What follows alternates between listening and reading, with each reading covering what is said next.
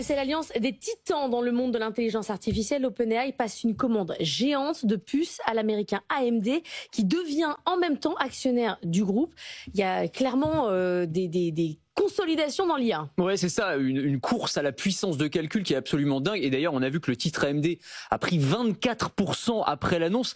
C'est aussi la preuve, accessoirement, qu'OpenAI, c'est un peu le roi Midas de la tech. C'est-à-dire que dès qu'il touche quelque chose, ça se transforme instantanément en or. Et de fait, ce contrat devrait générer plus de 100 milliards de dollars sur les prochaines années de chiffre d'affaires pour AMD. Alors AMD, pour ceux qui connaissent pas, c'est un nom historique de la tech. C'est un fabricant de puces pour les ordinateurs. Dans votre ordinateur, vous avez soit du Intel, soit du AMD, pour le dire simplement, pour les serveurs également, et puis aussi les fameux GPU, les muscles de l'intelligence artificielle, ces processeurs qui servent à entraîner et à faire tourner les moteurs, exactement, les modèles d'intelligence artificielle, exactement comme ce que fait Nvidia. Et d'ailleurs, c'est un peu l'un des enjeux de ce contrat pour OpenAI, c'est de diversifier ses approvisionnements, avec quand même un contrat qui va permettre à OpenAI de commander plusieurs millions de GPU pour une puissance totale de 6 gigawatts.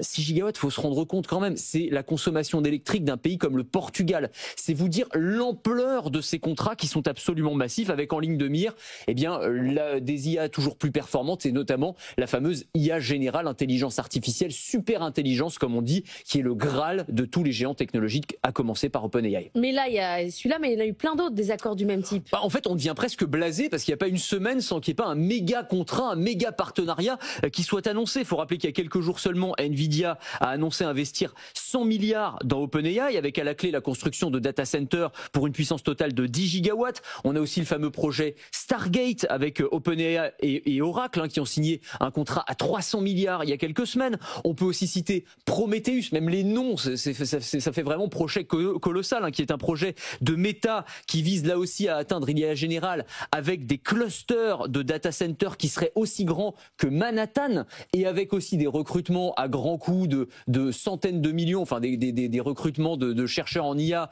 qui feraient passer Kylian Mbappé pour un smicard. Donc ce qu'on voit aussi en creux derrière tout ça, c'est que c'est les Américains qui travaillent avec des Américains en bonne intelligence, en bonne entente, et que les Européens sont complètement à la ramasse malgré de très belles success stories dont on parle à peu près tous les jours. On voit bien que sur le montant, la taille des contrats, on a quand même 1 ou 2 zéros qui manquent, quoi. Alors, bulle ou pas bulle, l'AFP a posé la question à Fidjissimo, elle-même désormais, qui travaille chez OpenAI. Elle répond non, parce que la demande est là. Donc clairement, pour elle, ça représente juste une réponse à ce que veulent les consommateurs. Ouais, c'est vrai. Alors, faut tempérer cette notion de bulle, même si on voit bien qu'on est dans une logique où les promesses futures de croissance pèsent plus que les fondamentaux. Faut quand même rappeler que OpenAI, puisque Fidjissimo travaille chez OpenAI, il ne devrait générer que 13 milliards de dollars de chiffre d'affaires cette année. Donc on est loin des montants de ces contrats-là. Et le premier bénéfice est attendu pour 2029. Il y a aussi des startups qui lèvent des fonds complètement dingues en n'ayant pas montré le bout du début d'un produit. Enfin, ça pose quand même des questions.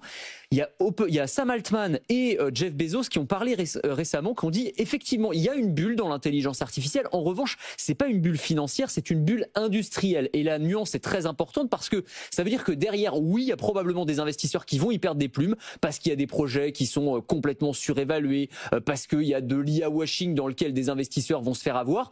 En revanche, il en restera toujours quelque chose parce que derrière, il y a effectivement une demande, et puis surtout, il y a une révolution technologique qui est en train de transformer absolument tous les secteurs d'activité, et ça, on pourra absolument pas le contester. Donc forcément, même s'il y a une bulle, c'est pas une bulle comme celle de la dot-com bubble du début des années 2000. Merci beaucoup, Anthony Morel.